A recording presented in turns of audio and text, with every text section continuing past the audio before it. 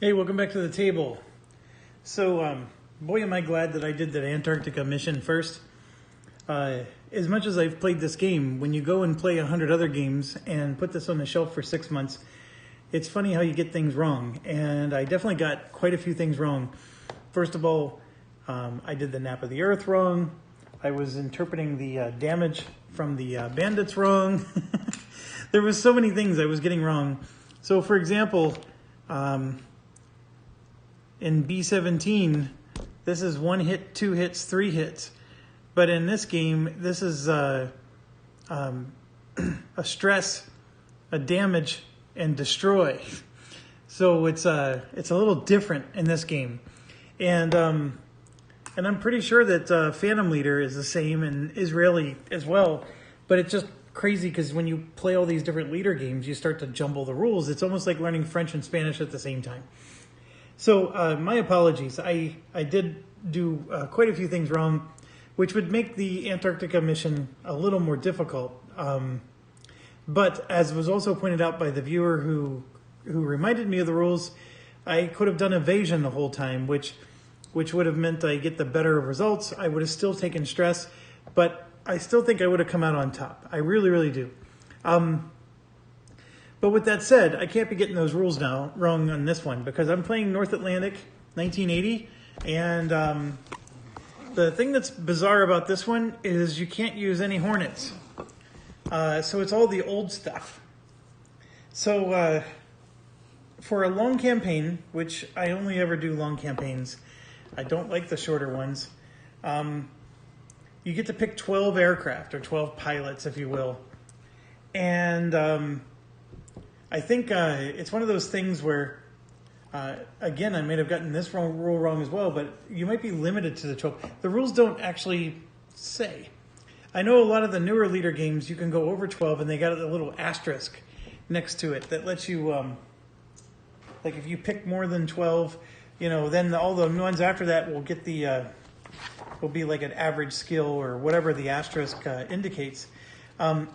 This one sort of is nebulous on that. And then the other thing is, and so, you sort of take that from the other leader games, and that's the reason why you adopt it. The other thing that's nebulous is in the new expansion rulebook, it says that you can only have 2 skills.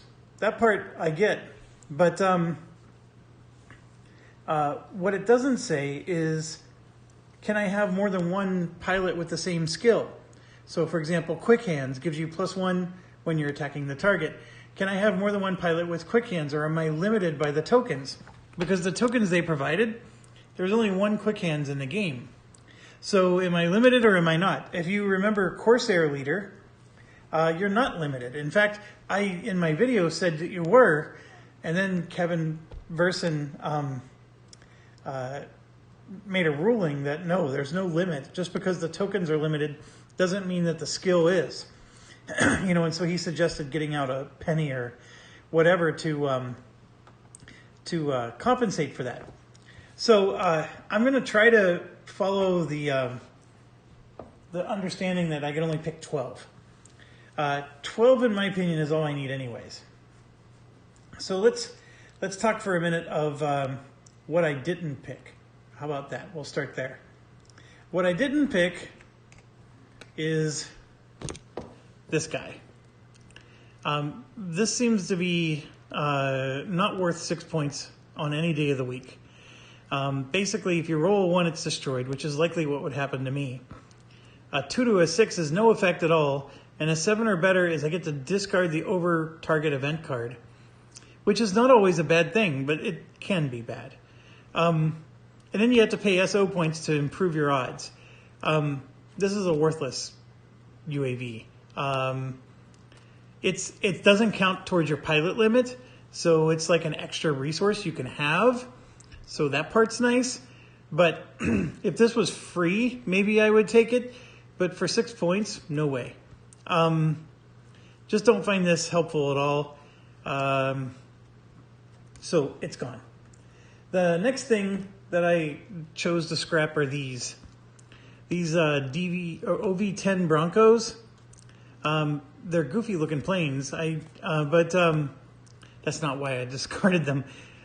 First of all, look, I mean, you do get points. Like, I would actually get 6 points for taking one of these. But all they really do is they extend the, the length of the combat one extra turn. So we can be over the target one extra turn if this plane makes it to the center area. And it does have some air to ground, but it only carries Mk-82s and rockets. Now, one thing I guess you could do with this is you can do suppression. And for suppression, that yeah, it's not a bad idea, because you can load up with 3 suppression rockets, right? Give him the skill that lets him do suppression. I mean, he gains experience points and everything. I mean, it's a... And then what he would do is he would suppress ground targets and then give you an extra turn. But here's the problem I have. He counts as a plane towards your limit. So if you're only allowed to bring 4 planes on your mission, he's one of them. So I voted no to all these. It's a neat idea. I think there's some situational use of them, but I voted no. One other thing, again, rule book. This little yellow S for the rocket, speaking of suppression, that's only a +3 if it's a suppression roll, not because it's a soft target.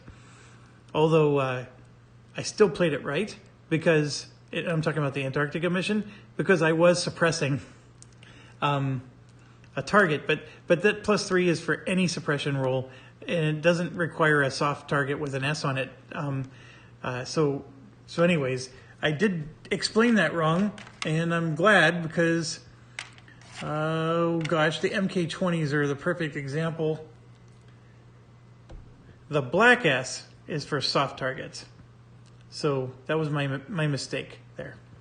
But anyways, we will get it right. It all comes back like riding a bike. Okay, next thing. These 2 guys are the best. Haas and Buzz. I cannot express enough. Take them. They gave me 12 extra SO points each. So I got 24 bonus points for this. And these guys are amazing. Haas in particular, I believe. Haas only needs, see look, he has 2 experience points here. He only needs 14 experience points to get to veteran. So 14 experience points gets him all the way to veteran, which gives him a +2. And then 8 more gets him to ace. I mean, you cannot complain about Haas. And not only that, but Haas can be your noob. Because he does have poor stats. I'm not arguing with that. But he levels up so fast that you can make him your noob because somebody has to be, right? So make Haas your noob. You won't regret it. And besides, these bombers only have 7 weight points. They're not the best in the world, but they can get the job done. And then Buzz, his big thing is he's +3/+3. Honestly, you don't need air-to-air with this guy, but you could equip some AIM 9s or whatever.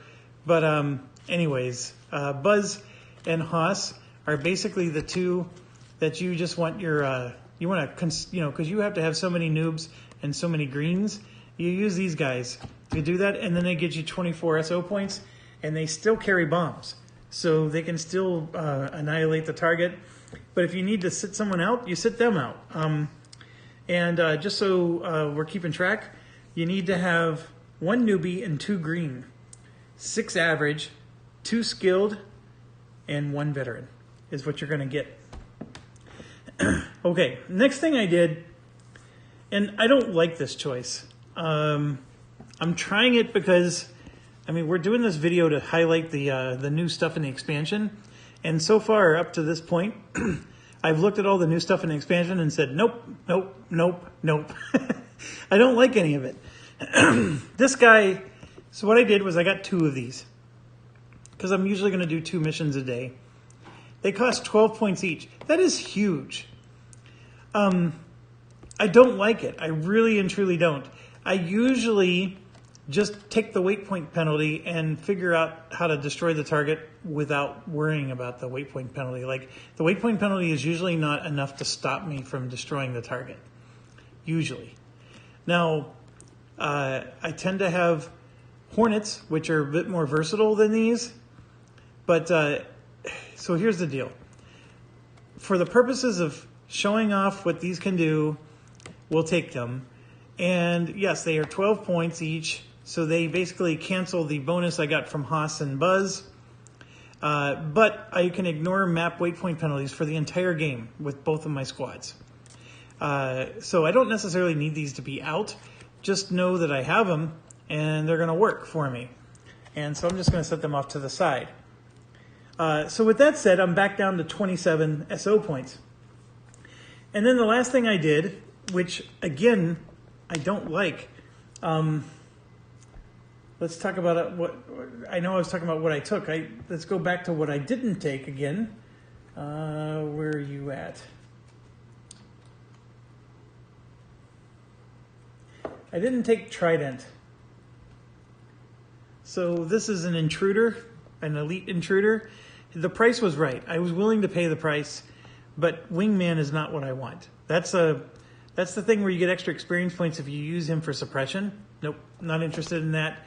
And his experience points that you needed to level him up is atrocious because you would have to use his skill to make it worthwhile. So I voted no to him.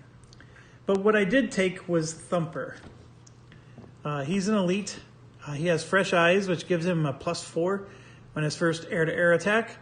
And then Maverick, he counts as a free add to mission. So he won't count as one of the planes on a mission. So I can basically bring him on any mission I want. Obviously, he can't do both missions in the same day, but on any one, I can add him as an extra plane, which I thought would be helpful. And basically, he is an awesome Tomcat, but he costs 12. That's the part that makes me spit my drink. And that's where it gets back to these. So a part of me is thinking, you know what I'm going to do? I'm going to get rid of one of these. We're just going to get one, and we'll just pick one squad to get this bonus.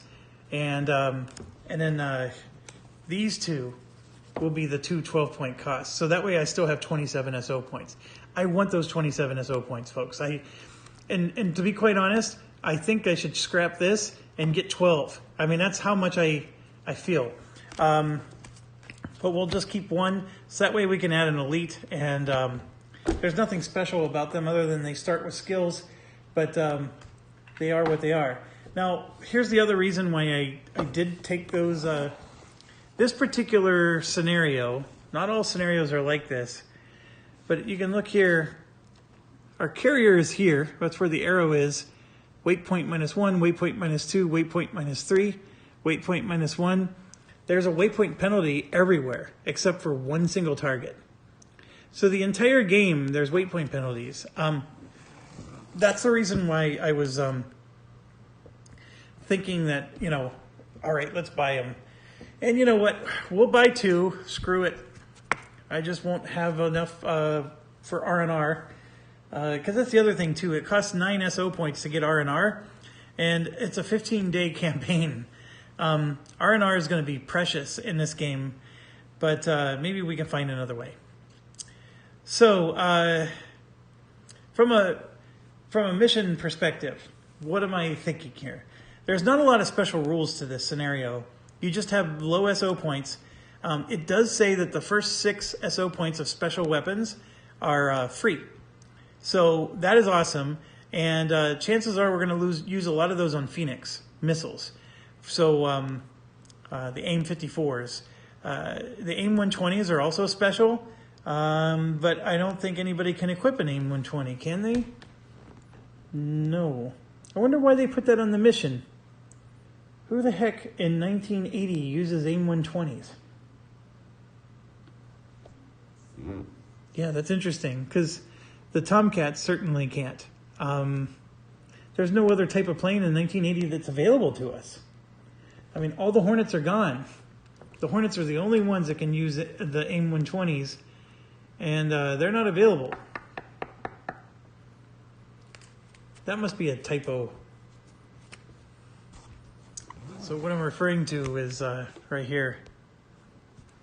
AIM 120s are a special weapon that's available for this scenario, but there's no plane that can use them. That's bizarre.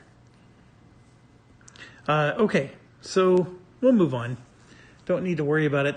Now the AGM 130, let me make sure we can use that. AGM 130, yes, we can use that. The AGM 154, nope. There's nobody who can use the AGM 154 at all. So that's also one that we can't use. That's funny. The GBU 10, 16, and 12, yes, we can use those. So, so this AIM-120 is impossible to use for planes of this era, and the AGM-154 is impossible to use for planes of this era. And if you guys can think of a plane that uses them that I'm not thinking of, let me know. I'm going to check one more thing. Let's check the Harriers, because it's possible that the Harriers can use them. They're the only other planes that you can use of that era. Oh, there it is. Look. The Harriers can use the 120s, but they cannot use the AGM 154. So we at least solved that mystery, right? Because these Harriers, well, no, look, they're 1985. You can't use Harriers either. So you can't even do a Marine campaign in 1980. Oh, DVG. All right. So, would I like to buy some skills? The answer is yes, I would. They cost 3 points each, though, and I've already just spent 12, 24, 36 points. These ones were free, essentially, so I spent 12 points of the 27, so that puts me down to 15. So just buying one skill point will put me down to 12. And I love skill points, don't get me wrong, but I just don't think I can do it. I mean, what I would do is every one of these I get rid of, I can get 4 skill points for the same price. And the one thing that I want to get is the Maverick, because I want to be able to have 2 planes to be able to freely join a mission. And so the Maverick that I'm looking for here, and maybe I'll find it. Oh, here it is. I'm going to actually give this to one of our bombers. So there's 2 types of bombers. We basically, or technically 3, but there's 2 types of bombers. Buzz and Haas we talked about. And then the intruders, which are Kraken, Extra, and then I had to pull one out because I usually only use 2 of them. The third one's Mullet. And these guys are quite awesome, these intruders. They have 12 weight points. So this is what I mean. So if I get a -3 weight point penalty, I still can carry 9 weight points worth of bombs. It's usually still enough to destroy whatever I need to destroy. And that's why I'm truly, I know I brought it up 12 times already, but I'm truly torn on whether this is worth 24 points. 24 points is so many points. Now, you could say, well, okay, you know, every time you eliminate the weight point penalty, it costs 1 point per plane. So at over 15 days, am I going to spend, because I can spend SO points to cancel the weight point penalty on a particular mission, and it's 1 point per plane that's going on the mission. So if I have 3 planes going on the mission, you know, that's 3 points. That's what I'm getting at. I'm not... I may still change my mind before this is over. But what am I going to do? I'm going to put the Maverick on Extra because his name is Extra. So he will be the extra plane. All right, so what's going on in my mind? Well, in my mind, every mission is going to have a heavy bomber, a light bomber, right? Every mission is going to have a prowler, and I got 1 for each mission. I don't normally get prowlers. I don't think they're very good. The growlers, however, are very good, but the prowlers are only okay. But here's the reason the prowlers can be good, is they carry AGM-88s. And the AGM-88s are you need them in every mission. And if you're going to take down sites, typically you want all three of them to have AGM-88s because you want all three of them to fire on the first turn, right? And then you're killing 3 radar sites right on each and every combat turn, depending on how many you equip them with. So the AGM-88s are very good. And then, of course, the benefit that it provides to enemy dice rolls and stuff like that, you really can't argue with it, but the Growlers are better. And, you know, technology is better, so I guess that's one of the reasons. One of the things I was contemplating is if you destroy the first site or bandit of the mission, you gain an extra experience point. And I was contemplating giving that to the Prowlers, because since they have the AGM-88s, and they can go fast, and they have situational awareness. I was thinking that, you know, they can get experience points by you know, doing that, but I have to spend another 3 points for them to get this skill, and it's called Cocky, the Cocky skill. I'm out of points unless I want to get rid of these planes that ignore the weight point penalties. That's my dilemma. Okay.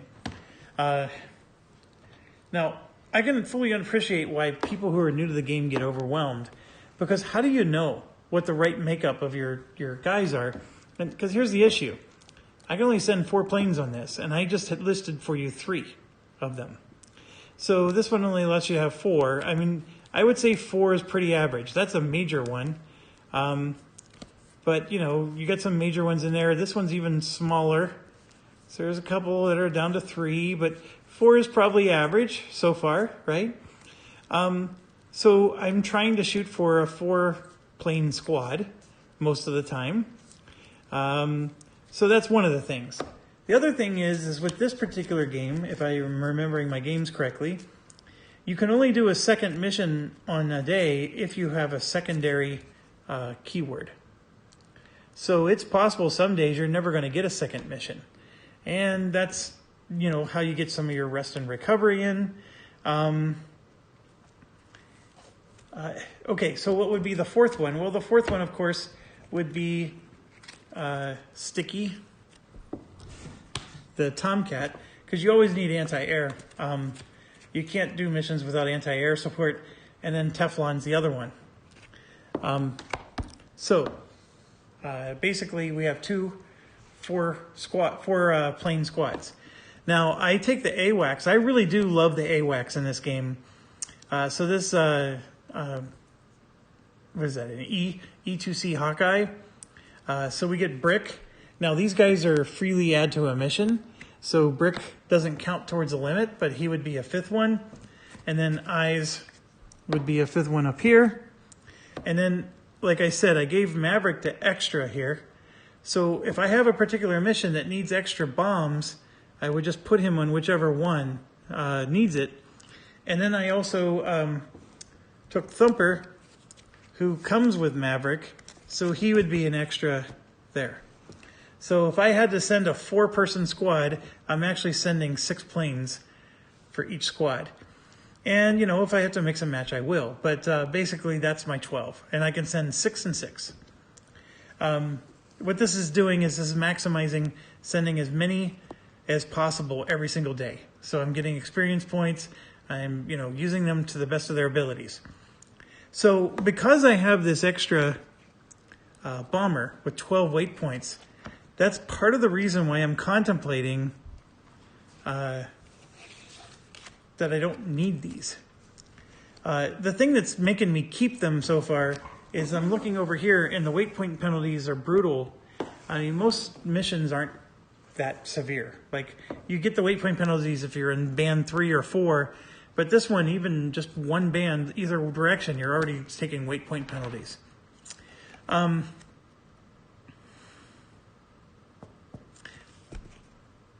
points is just still a lot. Okay, now who didn't I keep?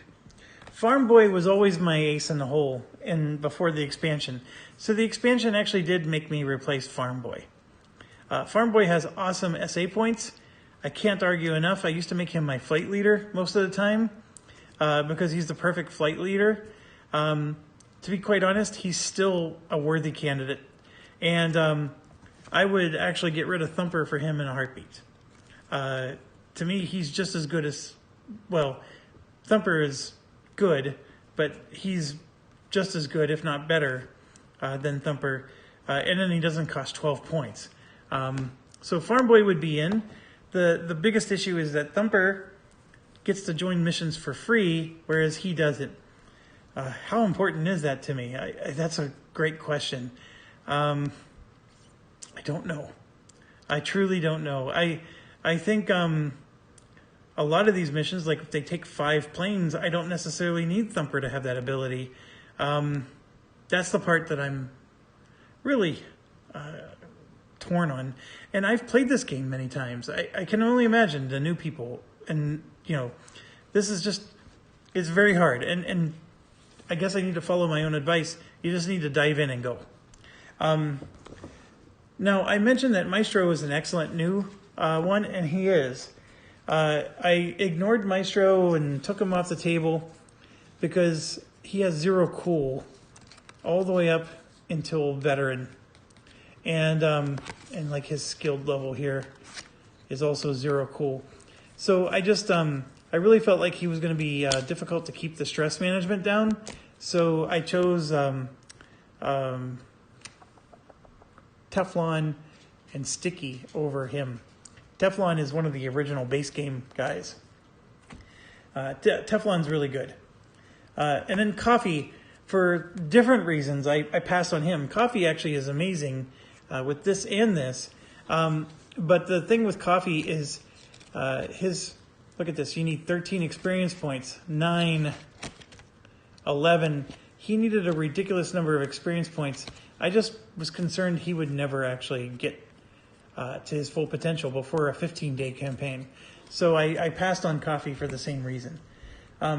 Otherwise, he's an excellent pilot. It's just the experience points you need for him is really ridiculous. So here's my dilemmas. Farm Boy is still on my table because I'm contemplating getting rid of the elite guy to get 12 points back. And then I'm going to take the gamble that Farm Boy can still join missions because not all missions are just 4. That's the idea. So I'm contemplating that.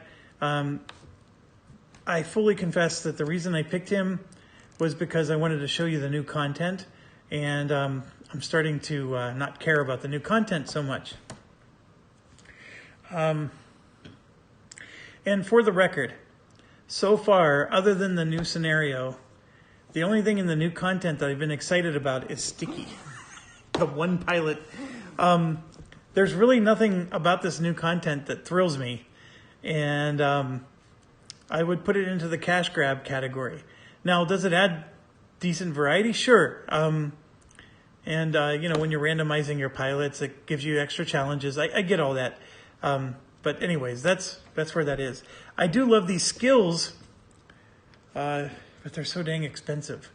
And that's... Okay, I will shut up. I know I'm repeating myself on this. It's one of the reasons I like this game, is there are choices you have to make. And sometimes you're not sure if it's the right one, but you sort of go with it and then see how it turns out. I mean, I have fun in that. I also have fun in the deliberation, which I know some people are like, just make a damn decision and let's get on with life. So I will do that. And then, so as you know, I have 27 SO points. At the moment, I actually have 27 minus 12, which is 15 SO points. And then I have to decide if I'm going to buy, or actually I have 12 because I paid for a skill. Then I have to decide if I'm going to buy any more skills. With that said, I can also promote pilots, which costs, I believe, 9 SO points to promote. I'm sorry, 18 SO points just to promote one pilot. That's not happening. But I do need to figure out who's going to be the ace or the veterans and the averages. So I'm going to go ahead, pause the video, and sort this out, make up my mind, and then we'll get back to it. Okay, that took me longer than this video has taken so far, 30 minutes. I do enjoy this part of the game, the planning. I have everything sorted out. We'll go through that real quick. But just the quick accounting portion of this. We started with 27 SO points. I gained 24 for taking Haas and Buzz. I am going to keep the 2 weight point penalty guys, so that loses 24. I'm spending 6 points on skills. I'm buying 2 skills. That leaves me with 21 to play the game. And to be quite honest, I need 9 for R&R, priority R&R, and I only get to do it twice over a 15-day campaign. That's brutal. So I am glad, though, that I don't need to spend SO points on weight point penalties. So if I had to, I can, I'm going to get that for free. I'm also not going to spend any points on...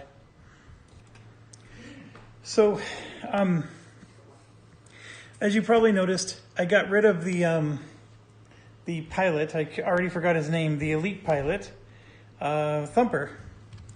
And there was something I noticed in the rules that jumped out at me. This Maverick ability allows him to have the freely add to mission, but if you fail to destroy the target, you remove him from the squadron. And I didn't at first realize what that meant, but removed from the squadron means he's gone from the game forever.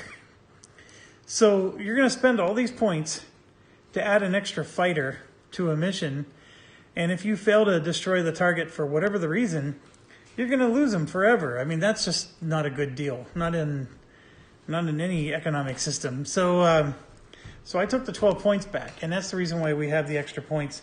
And it's also why I kept both of these guys. I was contemplating just keeping one, because, if you keep one, then we can make the tough decision of, because some days we're not going to do 2 missions, right? And if we don't do 2 missions a day, this is becoming wasteful. So that's my largest debate, and I'm still tempted to get rid of this one and just keep one for that very reason. Another thing about this particular scenario is the stress penalties are super high. That's a stress of 4, 3, 2, even a 1 when you go in your own zone. There's just stress the entire game. So the cool levels and the stress management are going to be a big deal. And that's the reason why having those priority R&Rs is so important to me. I'm sort of talking myself into going down to 1 just for that reason, because by getting rid of one of these planes, I can get priority R&R, another priority R&R in, and I think that's more important than the weight point penalty. So I'm going to do that. I'm going to get rid of this one because I don't know how to pronounce him. So we're going to be prejudiced that way. And so it's going to give me another 12 points. So I'm going to go from 21 to 33 to start the day. So 9 times 3 is 27. So we can get 3 priority R&Rs, and we still have a few extra SO points in case other stuff comes along. So that's my plan, and I'm sticking to it. Now, one of the skills that I did get is Maverick for extra. I am still doing that because my logic here is if I'm adding an extra heavy bomber to a mission and I don't destroy the target, I deserve to lose. I mean, seriously, the whole point of adding an extra heavy bomber to a mission is so I can destroy the target. So I felt like that was a better use of the skill Maverick. The other thing I did was I put a +1 cool on one of my AWACS, because the problem with the AWACS is they have no cool. And with all these missions causing stress, these AWACS are going to have to take time off, or they're going to get stressed out really bad. Now, who cares if an AWACS is shaken, of course.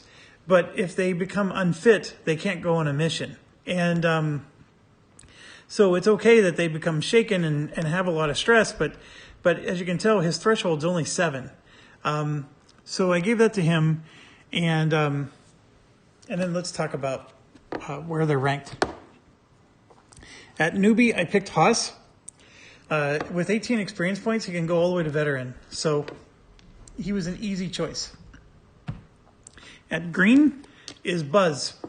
These two guys are your light bombers. They're not meant to be taken seriously. The biggest reason you take them is for the 12-point bonus, and they still add punch.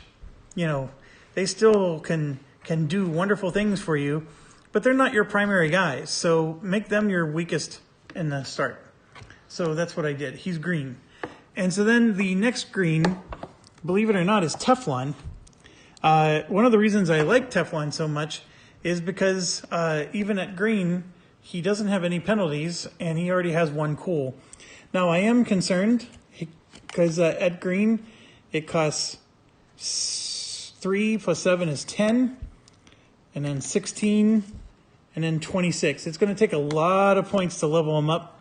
One of the things I was considering is there's this fame thing that whenever they level up, they keep half of their experience points that they use to level up. But I got stingy with my SO points, so I didn't get it. So Teflon is green. Okay, then we get to pick 6 average.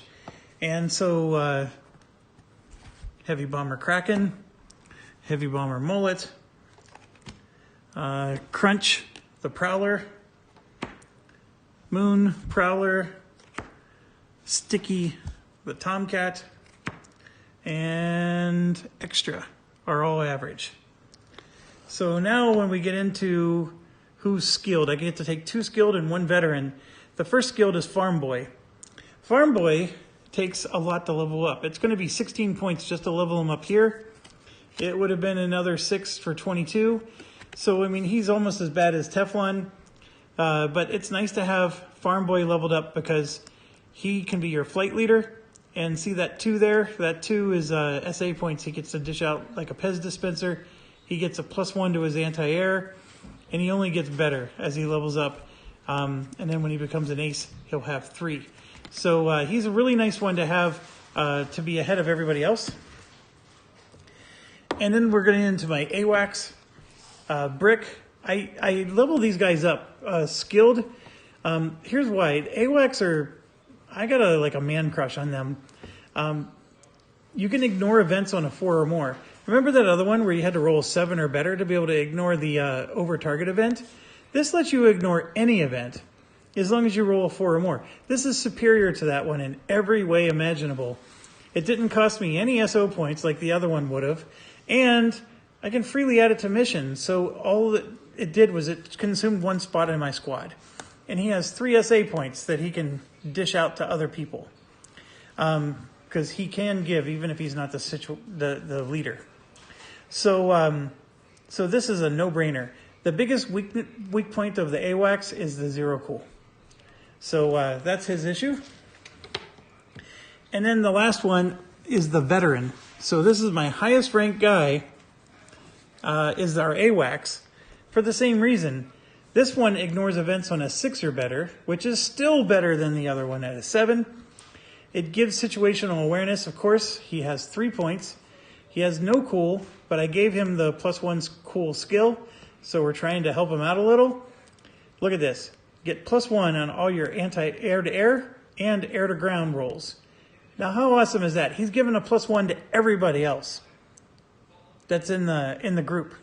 And so that's better than getting skills on everybody else.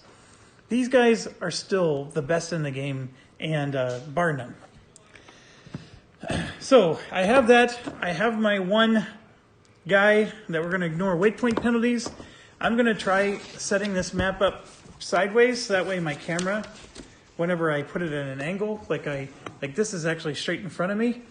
And so this is the angle I've been constantly putting it at because I need to be able to reach, and my camera has a big tripod that you don't see. It's sticking down on the ground, and it hangs off the edge of the table. So I have to always put my camera on sideways so the tripod stays on my table. So I'm finally getting smart enough to... oh, hold on, my dog's tangled in my cord. Okay, so after all that setup, I think we're ready to go, and I will do that in the next video. The event cards, of course, all got shuffled, and they will go right here. And the target cards for the mission are here. And in fact, I think I'm gonna just put them further up like this so I can have more room for rolling dice, and so you can see better. And I did take a look at the target cards, and you're more than welcome to before you start a game like this. This game is going to be about stress, stress, stress. I mean, half the target cards add stress to pilots. So I think what DVG did is they basically went through all their cards and picked out any one that adds stress and added it to the mission. I mean, that's seriously what they did. I said that in the Antarctica mission I would use this, and I never did. And I proved to myself exactly what happens. I get so caught up in the mission that I forget to use stuff like this. This to me is not an advantage. Like it has some advantageous stuff like we can do on the wire, which reduces stress. I mean, maybe we could try that, you know, because since this is going to be a very stressful mission, you know, who cares if I get -2 to my attack if I can reduce my stress? It's just that then the sight attack roll modifier goes up. Like, this is like an extra level of maintenance I just don't like. So I think I'm not going to do it just by the virtue that I don't want to forget to use it when you guys are constantly chiming in and saying, hey, you forgot to do that. So with everything set up, I think we're ready to go. I do have to get the pilot tokens. I was told that some of these new pilots have only high altitude on them. Like one side's supposed to say high, the other side's supposed to say low. So DVG did not have their brightest of releases here. And anyways, if you've got any questions or anything, let me know, and off we go. Thanks for watching. Stay awesome.